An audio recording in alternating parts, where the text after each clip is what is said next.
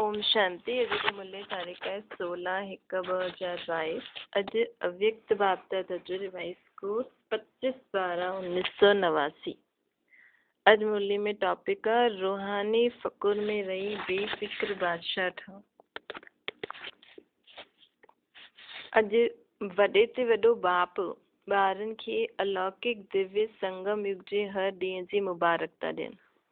दुनिया वारनि जे लाइ विशेष हिकु वॾो ॾींहुं हूंदो आहे ऐं वॾे ॾींहं ते छा कंदा आहिनि, उहे सम्झंदा आहिनि वॾे दिलि सां मल्हायूं, वॾो ॾींहुं वॾे दिलि सां मल्हायूं। लेकिन तव्हां ॼाणंदा आहियो उन्हनि जो मल्हाइणु छा आहे? उन्हनि जो मल्हाइणो तव्हां वॾे ते वॾे बाप जा वॾी दिलि वारनि ॿारनि जो मल्हाइणु केतिरो न्यारो ऐं प्यारो आहे न।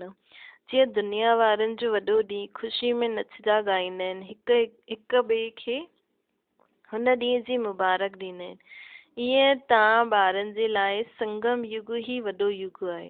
आयु में भले छोटो आहे लेकिन विशेषताऊं प्राप्ति ॾियारण जो सभिनि खां वॾो युग आहे। त संगम युग जो हर ॾींहुं तव्हांजे लाइ वॾो ॾींहुं आहे, छो जी वॾे ते वॾो बाप वॾे युग संगम युग में ई मिलंदो आहे न। साथ साथ बाप द्वारा वॾे ते वॾी प्राप्ति बि हाणे थींदी आहे। बाप दादा सभी ॿारनि खे वॾे ते वॾो पुरुषोत्तम बि हाणे ठाहींदा आहिनि। जीअं अॼु जे ॾींहं जी विशेषता आहे ख़ुशियूं मल्हाइनि, हिक ॿिए खे गिफ्ट ॾींदा आहिनि। क्रिसमस जो ॾींहुं में बाबा जी मुरली आई आहे त हिक ॿिए खे गिफ्ट ॾींदा आहिनि, मुबारक ॾींदा आहिनि। फादर द्वारा ई गिफ्ट मिलण जो ॾींहुं आहे, मल्हाईंदा आहिनि। तव्हां सभिनि खे बाप हिन संगम युग ते वॾी गिफ्ट छा ॾिनी अथई? बाप दादा सदा चईंदा आहिनि कि मां तव्हां ॿारनि जे लाइ हथेली ते स्वर्ग जो राज्य भाग्य खणी आयो आहियां। त सभिनि जी हथेली ते स्वर्ग जो राज्य भाग्य आहे न, जंहिंखे चईंदा आहियूं तिरी ते बिश्त, अर्थात हथेली ते स्वर्ग। हिन खां वॾी गिफ्ट ॿियो कोई ॾेई सघंदो आहे? केतिरा बि वॾा माण्हू हुजनि वॾी गिफ्ट ॾियनि, लेकिन बाप जी गिफ्ट जे अॻियां उहे छा आहिनि? जीअं सूरज जे अॻियां दीपक। त संगम युग जी यादगार निशानियूं अन्य धर्मनि में बि आहिनि।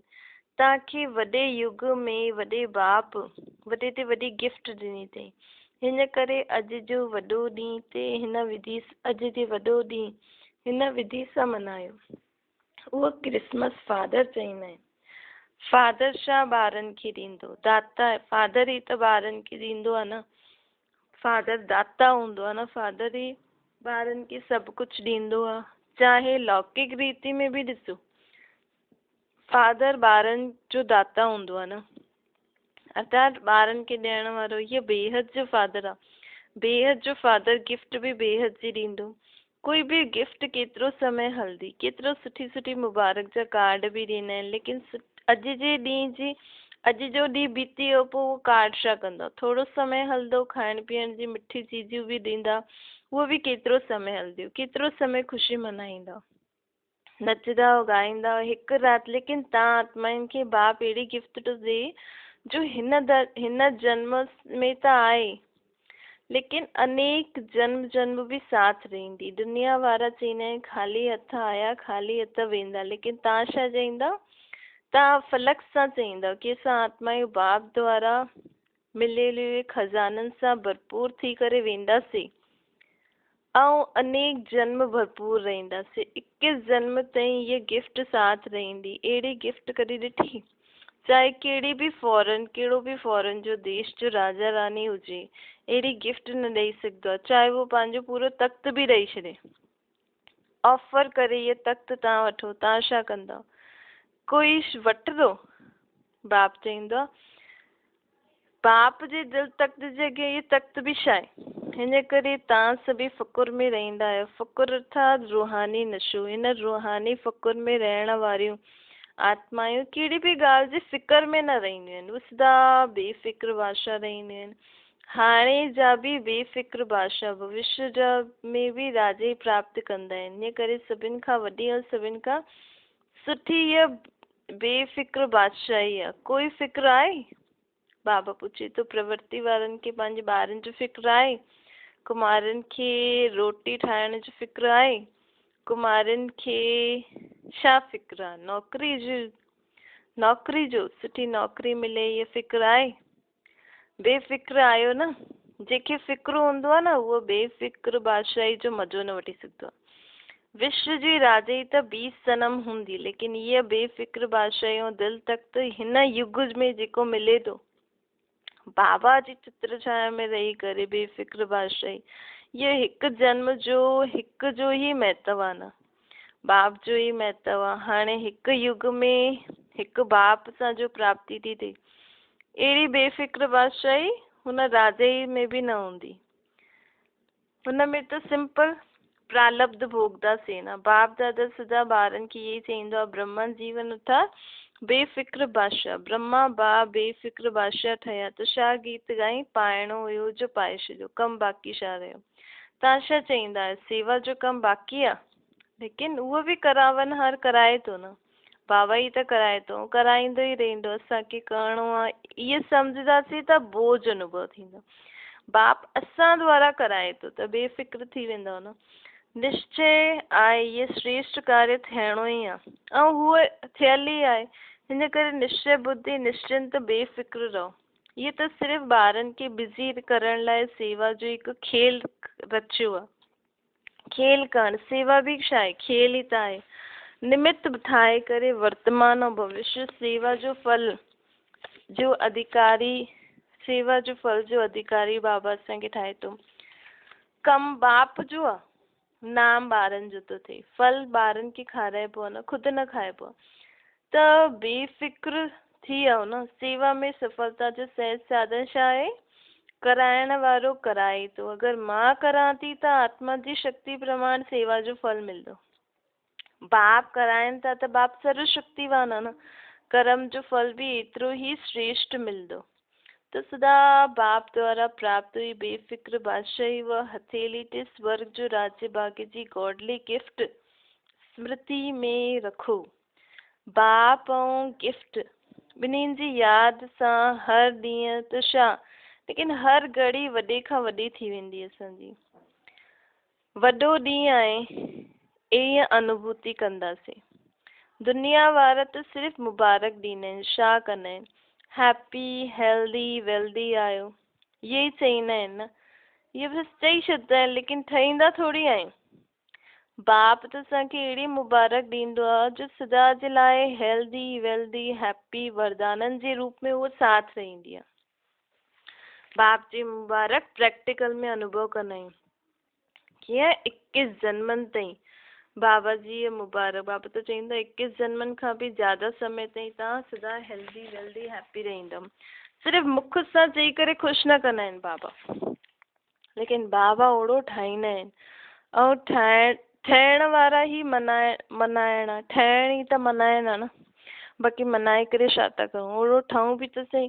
हाणे अविनाशी बाप जी मुबारक आहे त उहा बि अविनाशी हूंदी न, त मुबारक वरदान ठही वेंदी आहे। अर्थात असां ओड़ा प्रैक्टिकल में जीवन में अनुभव कंदा आहियूं, ओड़ो जीवन जींदा आहियूं। बाबा चए थो तव्हां तना खां निकितल आहियो न, ये सभी शाखायूं आहिनि, ॿिया धर्म, ये सभी धर्म तव्हांजी शाखायूं आहिनि न, कल्प वृक्ष जी शाखायूं आहिनि। इन करे वृक्ष जी निशानी क्रिसमस ट्री ॾेखारींदा आहिनि। क्रिसमस ट्री कॾहिं सजल उहो ॾिठो अथव, हिन में छा हूंदो आहे, त बाबा जाते मुरली ॿुधाइनि पिया, हुते स्टेज ते 2 क्रिसमस ट्री सजल हुया। त बाबा उन्हनि खे ॾिसी करे चवनि था हिन में छा ॾेखारियो आहे, विशेष चमकदा हुआ जगल उहा बल्ब ॾेखारिया आहिनि, नंढा नंढा बल्बनि सां ई सजाईंदा आहिनि। हिन जो अर्थ छा आहे, कल्प वृक्ष जी तव्हां चमकदी हुई आत्मायूं आहियो, ऐं जो बि धर्म पितायूं आया आहिनि उहो बि पंहिंजे हिसाब सां सतो प्रधान हूंदा आहिनि न। बाक़ी जो धर्म पितायूं बि पंहिंजे हिसाब सां त पहिरियों त आत्मा सतो प्रधान ईंदी आहे न।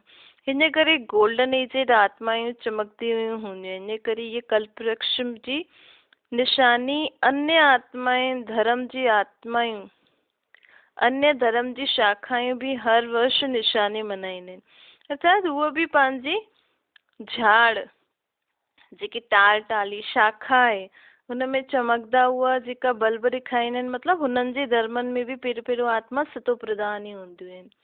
त बाबा चईंदा आहिनि हर धर्म हिन ट्री खे छो सजाईंदा, छोजो उहो जीअं त पंहिंजी शाखा खे सजाए थो पंहिंजे धर्म जी। हर वर्ष निशानी मनाईंदा रहंदा आहिनि। सॼे वृक्ष जो ग्रेट ग्रेट ग्रैंड फादर आहे न, ग्रेट ग्रेट ग्रैंड फादर भी आहे केरु? ब्रह्मा बाबा।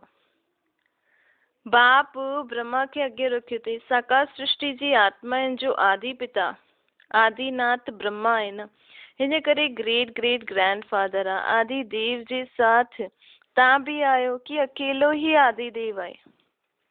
तव्हां आदि आत्माऊं भी हाणे आदि देव सां गॾु आहियो न, अॻियां भी साथ रहंदव। एतिरो नशो आहे। ख़ुशी जा गीत सदा ॻाईंदा रहंदा आहियूं। सिर्फ़ अॼु न, असां अॻियां भी ॻाईंदा रहंदासीं। अॼु विशेष डबल फॉरनर्स जो ॾींहुं आहे। तव्हांजे लाइ रोज़ वॾो ॾींहुं आहे या सिर्फ़ अॼु ई आहे? चारों ओर देश विदेश जा ॿार कल्प वृक्ष में चमकदा हुआ सितारा ॾेखारे ॾियनि था। सूक्ष्म रूप में तो सभु मधुबन में पहुची विया आहिनि। उहो भी हाणे साकार रूप में मनाइनि था। उहो भी हाणे आकार रूप में मनाइनि था, जेका बाबा जे साम्हूं न आहिनि। तव्हां साकार रूप में मनायो था। सभिनि जो मन बाप जी गॉडली गिफ्ट खे ॾिसी करे ख़ुशी में नचे थो। बाप दादा भी सर्व आकार रूप ऐं साकार रूप धारी ॿारनि खे ॾिसी करे हर्षित थो थिए। हर्षित भव जी मुबारक थो ॾिए। त बाबा असांखे हाणे मुबारक अॼु ॾिनी अथई कि सदा हर्षित रहो, सदा दिल ख़ुशि मिठाई खाईंदा रहो ऐं प्राप्ति जा गीत ॻाईंदा रहो। ड्रामा अनुसार भारतवासियुनि खे भी विशेष भाग्य मिलियो आहे। सभी टीचर्स वॾो ॾींहुं मनायो कि रोज़ मनाईंदा आहियो? हर घड़ी मनाईंदा आहियो। वॾो बाप त वॾा तव्हां भी आहियो। हिन करे जो दुनिया वारनि जो वॾो ॾींहुं आहे, हिन करे जो दुनिया वारा जे लाइ वॾो ॾींहुं आहे, उन्हनि जो उन्हनि खे महत्व ॾींदा आहिनि। त तव्हां छा कंदा आहियो? हिन में भी तव्हां वॾा आहियो, नंढे भाइनि खे उत्साह ॾियारदा आहियो। सभी टीचर्स बेफ़िक्र बादशाह आहियो न। बादशाह अर्थात सदा निश्चय ऐं नशे में स्थित रहण वारियूं। छो जे निश्चय विजयी ठाहींदो आहे। जेतिरो असांखे निश्चय हूंदो आहे ओतिरो असां विजयी ठहींदा आहियूं। ऐं नशो ख़ुशी में सदा ऊंचो उड़ाईंदो आहे। निश्चय सां विजय थींदी आहे, नशे सां ऊंचा उड़ंदा आहियूं। अर्थात हर परिस्थिति पार करे पंहिंजो कमु करे छॾंदा आहियूं। त बेफ़िक्र बादशाही थी वियो न। कोई फ़िक्र आहे? सेवा कीअं वधंदी? सुठा जिज्ञासू अलाए कॾहिं ईंदा, केसि ताईं सेवा करणी पवंदी, इहे सोचदा त न आहियो? असोच ठहिण सां सेवा वधंदी आहे, सोचण सां न वधंदी।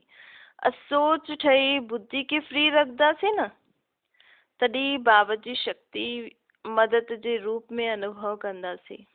बाबा चवंदा आहिनि सोचण में ही बुद्धि बिज़ी रखंदव त मां जेकी टचिंग कराइण चाहींदो आहियां तव्हांखे उहो तव्हां शक्ति ग्रहण न करे सघंदा आहिनि। छो जी असां पंहिंजी सोच में रहंदासीं त बाबा असांखे छा चवणु चाहींदा उहो असां सम्झी न पाईंदासीं। बाबा ऐं मां कंबाइंड आहियूं। करावनहार ऐं करण वारी मां निमित आत्मा। हिन खे चइबो आहे असोच अर्थात हिक जी यादि। शुभ चिंतन में रहण वारनि खे कॾहिं चिंता न थी सघंदी आहे। जाते चिंता आहे उते शुभ चिंतन न आहे, ऐं जाते शुभ चिंतन आहे उते चिंता न आहे। अच्छा, चारों ओर जे गॉडली गिफ्ट जे अधिकारी, वॾे ते वॾे बाप जा वॾे ते वॾे भाग्यवान आत्मायूं, आदि पिता सां गॾु साथी आदि आत्मायूं, सदा वॾे ते वॾे बाप द्वारा मोहब्बत जी मुबारक अविनाशी वरदान प्राप्त करण वारा सर्व साकारी रूपधारी ऐं आकारी रूपधारी सभिनि ॿारनि खे दिलि ख़ुशि मिठाई सां गॾु गॾु यादि प्यार ऐं नमस्ते। पूना बीदर ग्रुप, रोज़ अमृत वेले दिलि ख़ुशि मिठाई खाईंदा आहियो? रोज़ अमृत वेले दिलि ख़ुशि मिठाई खाईंदो आहे उहो स्वयं बि सॼो ॾींहुं ख़ुशि रहंदो आहे, ॿियनि खे बि ॾिसी ॿिया बि उनखे ॾिसी ख़ुशि थींदा आहिनि। ये अहिड़ी खुराक आहे जो कोई भी परिस्थिति अची वञे, लेकिन ये दिलि ख़ुशि खुराक हर परिस्थिति खे नंढो ठाहे छॾंदी आहे, पहाड़ खे रुई ठाहे छॾंदी आहे। एतिरी ताक़त आहे दिलखुश मिठाई में, हिन खुराक में। जे शरीर जे हिसाब सां भी जो तंदुरुस्त पर शक्तिशाली हूंदा आहिनि उहे हर परिस्थिति खे सहज पार करे छॾींदा आहिनि। जो कमज़ोर हूंदा आहिनि उहे छोटी सी ॻाल्हि में भी घबराइजी वेंदा आहिनि। कमज़ोर जे अॻियां परिस्थिति वॾी थी वेंदी आहे और शक्तिशाली जे अॻियां परिस्थिति पहाड़ सां भी पार जैसी परिस्थिति भी रुई जीअं थी वेंदी आहे। जेकी आत्मा शक्तिशाली हूंदी त रोज़ दिलखुश मिठाई खाइण माना सदा दिलखुश रहणी। अलौकिक ख़ुशी जा ॾींहं केतिरा थोड़ा आहिनि। देवता जी ख़ुशी ऐं ब्राह्मणनि जी ख़ुशी में भी फ़र्क़ु हूंदो आहे। ये ब्राह्मण जीवन जी परमात्मा ख़ुशी आहे। अति इंद्रिय सुख जी अनुभूति थींदी आहे। देवता जे जीवन में असांखे अहिड़ी ख़ुशी जो अनुभव न थींदो। इन करे हिन ख़ुशी खे जेतिरो चाहो ओतिरो मनायो। रोज़ सम्झो अॼु ख़ुशी जो ॾींहुं आहे। हिते अचण सां ख़ुशी वधदी वेंदी आहे न। हितां खां हेठि उतरियो त कम त न थींदी आहे न। उड़दी कला हाणे पोइ त जेतिरो पायो ओतिरो खाईंदा रहंदा। हाणे ही असांखे अहिड़ो ठाहिणो आहे, पोइ त खाइणो ई आहे। त सदा ये स्मृति में रखो कि असां दिलखुश मिठाई खाइण वारा आहियूं, ॿियनि खे भी खाराइण वारा आहियूं। छो जी जेतिरो ॾींदा ओतिरो वधंदी। ॾिसो ख़ुशी जो चहिरो सभिनि खे सुठो लॻंदो आहे ऐं दुख ऐं शांति में घबरायल हुओ चहिरो त सुठो न लॻंदो न। जॾहिं ॿियनि जो सुठो ई न लॻंदो त पाण खे भी न लॻणो खपे न। अर्थात पाण खे भी अहिड़ो न ठाहिणो खपे। त सदैव ख़ुशी जो चहिरे सां सेवा कंदा रहो। माताऊं अहिड़ी सेवा कंदी आहियो। घर वारा तव्हांखे ॾिसी करे ख़ुशि थींदा आहिनि। त कोई ज्ञान खे बुरो भी समझे त भी ख़ुशी जी जीवन खे ॾिसी करे मन सां अनुभव ज़रूर कंदा आहिनि कि हिननि खे कुझु मिलियो आहे, जो ख़ुशि रहंदा आहिनि। ॿाहिरि अभिमान सां न भी चवनि लेकिन अंदर महसूस कंदा आहिनि। ऐं आख़िर त झुकणो ई आहे। अॼु गालियूं था ॾियनि, कल्ह चरणनि में झुकदा। काथे झुकदा? ओहो प्रभु चई करे झुकणो त ज़रूर आहे न। हिते ही झुकदा न। त अहिड़ी स्थिति थींदी। अहिड़ी स्थिति अगरि असां आत्माउनि जी हूंदी तॾहिं त झुकदा। कोई भी कंहिंजे अॻियां झुकंदो आहे त हुन में कुझु न कुझु वॾोपन ॾेखारे में ॾींदो अथनि तॾहिं झुकंदो आहे। कोई विशेषता हूंदी आहे, उन विशेषता जे अॻियां ई झुकंदा आहिनि न माण्हू। त ईअं त न, हीअं त ॿियो कोई भी न झुकंदो। कुझु ॾिसंदा त ई झुकंदा।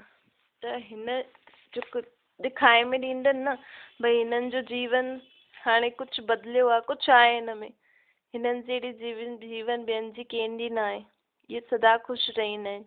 रोइण जी परिस्थिति में भी ख़ुशि रहंदा आहिनि। मन ख़ुशि अथनि। ईअं न हंसदा रहो लेकिन मन सां ख़ुशि रहो। मन जी ख़ुशी चहिरे सां नज़र ईंदी आहे। ज़रूरी न असां ख़ुशि आहियूं त असांखे मुस्कुराहट वारो चहिरो या हू न। मन ख़ुशि त चहिरो ई अलॻि ॾेखारे में ईंदो आहे। पांडव छा सम्झंदा आहिनि? अहिड़ो अनुभव आहे ॿियनि खे थींदो आहे अञा घटि आहे। ख़ुशि मिज़ाज रहण वारा पंहिंजे चहिरे सां ॾाढी सेवा करे सघंदा आहिनि। मुख सां ॻाल्हाइनि न ॻाल्हाइनि लेकिन पंहिंजी सूरत ज्ञान जी सीरत खे स्वतः ही प्रत्यक्ष कंदी आहे। त ये ही सदा यादि रखिणो आहे कि दिलि ख़ुशि मिठाई खाइणी आहे ऐं ॿियनि खे भी खाराइणी आहे। जो स्वयं खाईंदो आहे न उहो ॿियनि खे खाराइण बिना रही न सघंदो आहे। अच्छा, बेलगाम सोलापुर ग्रुप पंहिंजे हिन श्रेष्ठ जीवन खे ॾिसी करे हर्षित थींदा आहियो? छो जी इहे जीवन हीरे तुल्य जीवन आहे न। हीरे जो मूल्य हूंदो आहे त हिन जीवन खे केतिरो अमूल्य समझी करे इन जीवन खे अमूल्य समझी करे हर कर्म करो। कि समझो इहो जीवन ॾाढो अमूल्य आहे, ये समझी करे असांखे हर कर्म करणो आहे। ब्रह्मन जीवन अर्थात अलौकिक जीवन। अलौकिक जीवन में साधारण चलन न हुजणी खपे। जो भी कर्म कंदा आहियो न हुन में अलौकिकता हुजणी खपे, साधारणता न। अलौकिक कर्म तॾहिं थींदा आहिनि जॾहिं अलौकिक स्वरूप जी स्मृति रहे। अलौकिक अर्थात असां हिन लोक जा माण्हू न आहियूं। महात्मा निराकार परमात्मा परम धाम जी रहण वारी मां आत्मा आकारी फ़रिश्तो आहियां। हिन देह सां कर्म थो करायां। हिन स्मृति में रहंदासीं त असां हिन दुनिया में रहंदे हुए अलौकिक ॾेखारे में रहंदासीं। अर्थात सभिनि खां न्यारा ऐं सभिनि खां प्यारा। छो जी जीअं स्मृति हूंदी आहे उअं ई त स्थिति थींदी आहे न। स्मृति में रहूं हिकु बाप ॿियो न कोई, त बाप जी स्मृति सदा समृत ठाहींदी आहे। इन करे कर्म भी श्रेष्ठ अलौकिक हूंदो आहे। सॼो ॾींहुं जीअं अज्ञानी जीवन में मुंहिंजो मुंहिंजो चईंदा रहंदा आहिनि, हाणे मुंहिंजो बाप जी तरफ़ लॻल हुजे। मतिलबु जॾहिं बि मुंहिंजो चऊं त मुंहिंजो बाबा, मां आत्मा मुंहिंजो बाबा। हाणे ॿियो सभु मुंहिंजो मुंहिंजो ख़तमु थी वञे। ब्रह्मण ठहिण था सभु कुझु तुंहिंजो चइण, सभु कुझु तुंहिंजो चइण बि ऐं करण बि मन सां। ये ग़लती त न कंदा आहियो न, मुंहिंजो मुंहिंजे खे तुंहिंजो, तुंहिंजे खे मुंहिंजो त न थी छॾंदा आहियो। जॾहिं कोई मतिलबु हूंदो त चईंदासीं मुंहिंजो, ऐं कोई मतिलबु न हूंदो त चईंदासीं तुंहिंजो। मुंहिंजो भले चओ, लेकिन मुंहिंजे सां गॾु छा ऐड करिणो आहे? बाबा। बाक़ी सभु मुंहिंजो मुंहिंजो छॾे करे हिकु मुंहिंजो आहे, ऐं बाक़ी सभु हुनजो थी वेंदो। त हुनजी ड्यूटी थी वई न संभालण जी। असांखे सिर्फ़ु हुनखे ॿुधाइणो आहे, ट्रस्टी थी करे सभु ख़बर ॾियणी आहे कि तुंहिंजे शरीर सां गॾु तुंहिंजे संबंधी, देह जे संबंधी पदार्थ, वस्तु, वैभव, धन संपत्ति जे बारे में सभु कुझु हुन तुंहिंजे बाबा खे ॿुधाइणो आहे। मुंहिंजो त तव्हां आयो ई सही। बाक़ी सभु मुंहिंजो मुंहिंजो छॾे करे हिकु मुंहिंजो बाबा। हिकु मुंहिंजो चइण सां सभु महिनत सां छुटी वियासीं न, बोझ सॼो उतरी वियो। छो जी सभु बोझ केॾे हलियो? बाबा ॾे। न त गृहस्थी जीवन में केतिरो बोझ आहे। हाणे हल्का डबल लाइट थी वञो, इनखे चइबो आहे उड़दी कला। उड़दी कला, उड़ती कला जे सिवाइ रुकती कला में रुकणो न आहे। सदा ही उड़दा हलो। बाप जो ठाहिया, बाप पंहिंजो ठाहियो अथई न, सदा हिन ख़ुशी में रहो कि मां कंहिंजी आहियां। वरदान आहे ज्ञान सां गॾु गॾु गुणनि खे मर्ज करे नंबर 1 ठहिण वारा सर्वगुण संपन्न ठहो। वर्तमान समय आपस में विशेष कर्म द्वारा गुणदाता ठहण जी आवश्यकता है। वर्तमान समय छा आहे? आपस में विशेष कर्म द्वारा गुणदाता ठहण जी आवश्यकता है। असां कंहिंसां बि गॾु कमु था कयूं त उन्हनि खे असां द्वारा गुणनि जो दान मिले, कुझु सिखण लाइ मिले। हिन करे ज्ञान सां गॾु गॾु गुणनि खे मर्ज करो। ये ही संकल्प करो कि मूंखे सदा गुणमूर्त ठही करे सभिनि खे गुणमूर्त ठाहिणो आहे। विशेष कर्तव्य करणो ई आहे। त व्यर्थ ॾिसण वारा, ॿुधण वारा व करण जी फुर्सत ई न थींदी। अगरि असां सदा ही यादि रखंदासीं कि मूंखे सदा गुणमूर्त ठही करे सभिनि खे गुणमूर्त ठाहिणो आहे, त असां कर्तव्य कंदे हुए व्यर्थ ॾिसण, ॿुधण, करण खां मुक्त थी वेंदासीं। छो जो असांजो सॼो ध्यानु हुन में हली वेंदो, कुझु गुण सां सभु कुझु करण जो। ॿियनि खे ॾिसण जे बजाय ब्रह्मा बाप खे फॉलो कंदा रहो।